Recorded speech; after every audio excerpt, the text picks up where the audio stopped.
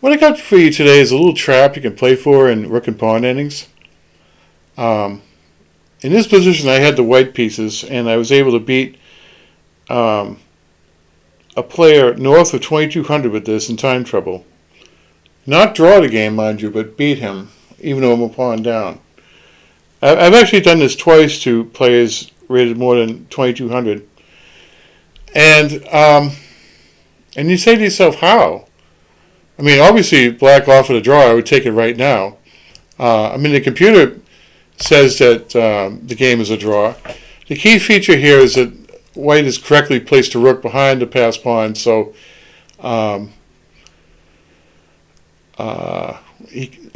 cannot queen this pawn. So, but sometimes you get a player that wants to play it out, okay? He's eager to get a win, and you can use this to your psychological advantage. But this particular trap I'm interested in only works if there's a bishop pawn and a rook pawn. Okay, if say the pawns are connected, then you can't play for this trap. But you do get this situation sometimes. So here's what typically happens, right? The king will approach the, it's white to move, and you play actually this important move, king g2, which sets up the trap for later. It doesn't look like much, but that little king g2 move is very important, okay, because it controls the f3 and the h3 squares, okay? But of course, black is not thinking of any of this. He's going to come up and try to approach his pawn so he can, if the king can guard the pawn and the rook moves away, then he can queen it, and black will just win. But white can ignore all this, right? Until you get to this point, at which point this rook b8 check is mandatory. And no matter where the king goes, if the rook is far enough away like this, you can keep giving checks until eventually the king has to yield ground. Okay, here you don't even need to give a check. So at some point, black figures, well, I should try something different. Okay, I should reorganize here, and maybe I should play to win on the other side of the board. Okay, so maybe what black can do, is maybe advance these pawns. Maybe he can drive the king to h2 or something like that, and